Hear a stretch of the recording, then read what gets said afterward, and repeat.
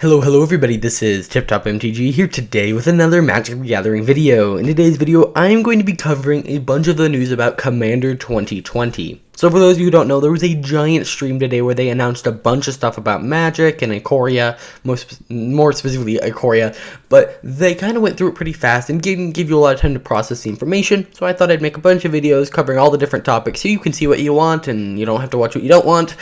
So if you want to see more about the set, such as a mechanic breakdown of all the mechanics within the main set, those will all be on my channel.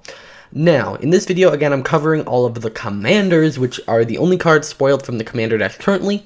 However, Commander Weekend starts tomorrow, I believe, which means that throughout the whole weekend, we're going to get all the new cards, and then on Monday, we're going to get the deck list, so we're going to see all the reprints, all of that, and I will do videos covering all that information as well. So, why don't we jump right into this? Starting off, we have Gavi Nest Warden. So this is a 2 blue, red, white legendary creature human shaman, 2/5, and it says you may pay 0 rather than pay the cycling cost of your first card you cycle each turn. So immediately we see that this card is focused around cycling. It allows you to basically skip a cycling cost, which can be pretty powerful. Then it says whenever you draw your second card each turn, create a 2/2 white and red dinosaur cat creature token. So you can draw your second card through a lot of things, and actually we just saw a lot of cards that care about drawing your second card each turn in Throne of Eldraine, and so that was a red-blue mechanic, and this has both red and blue, so I expect a lot of those cards to be seen in this deck. You're going to want to play cards that care about when you cycle. You're going to want to play cards that, you know, when you cycle them, they do something. And then you're going to be able to, like, if you find a card that's, like, cycle for 10, and whenever you cycle it, I don't know, win the game. I know that's not a card, but then you may be able to, you know, get around that and pay 0 rather than paying 10. And so I think that's very interesting. Also, it says the first card you cycle each turn, so you can cycle up to potentially like 1 card per person at the table, because I believe. I don't believe cycling is. But you can cycle. I think you can cycle at instant speed. But overall, this commander looks really exciting.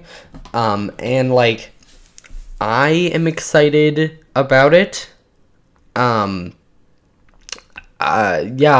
creating an army, you are getting rid of the cards you don't want, you're maybe gaining some value off of that. You could also throw in some discard synergy in here. Overall, it is very interesting. I really enjoy it. So, yeah. If let me know in the comments down below. Can you cycle at instant speed? I'm pretty sure you can. I don't believe it says anything about sorcery speed. I believe you just pay the mana cost, discard it, draw a card. Okay, on to the next one. Next we have Callum Axe, the Stormsire. It's a green, blue, red legendary creature elemental dinosaur 4/4. It says whenever you cast your first instant spell each turn, if Callum Axe is tapped, copy that spell. Again, it says each turn, so on your opponent's turn, you can do some stuff. You may choose new targets for the copy, obviously. And then it says, whenever you copy an instant spell, put a +1/+1 counter on Callum Axe. So it's another instant, like, copying spell, or copying, like, it cares about copying spells. So, you know, if he's tapped, so you're going to want something that can tap him, or maybe equip him with something that allows him to become tapped, or maybe attack with him if you can. Like, those are all different ways you could do that.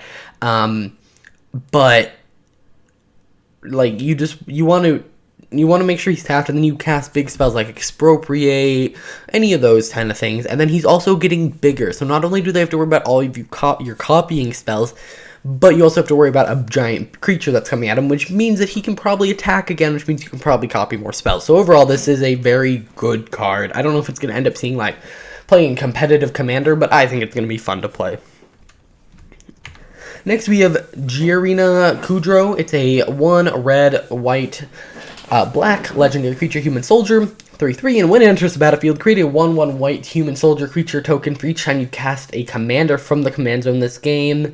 Other humans you control get +2/+0. I mean, this one's kind of interesting. It's obviously talking about human tribal here, which there is an emphasis on non-human, so I guess having human tribal makes a little bit of sense.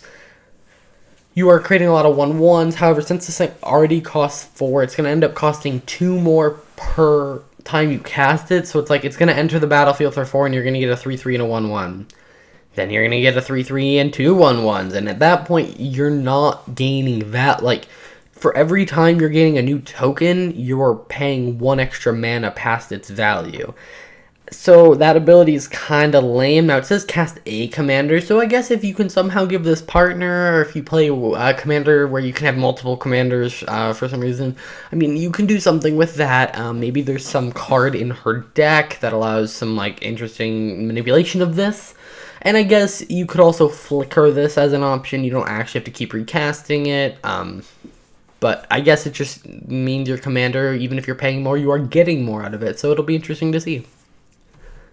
Next, we have Treemaw, the Ever Playful. It's a 3 black, red, not red, black, green, blue, and it also has mutate for 1 black, green, blue. I talked about this in the other video, but basically you can put a creature with mutate on top of another creature with mutate, and they count as 1 creature. So the creature on top will have the power and toughness, and then the abilities are combined, and the type, I believe, is the top type. So, what does this mean? Now, what this means is that you'll be able to play him for 4. Now, it says if you cast this spell for its mutate cost, I believe that means you still pay commander tax for it.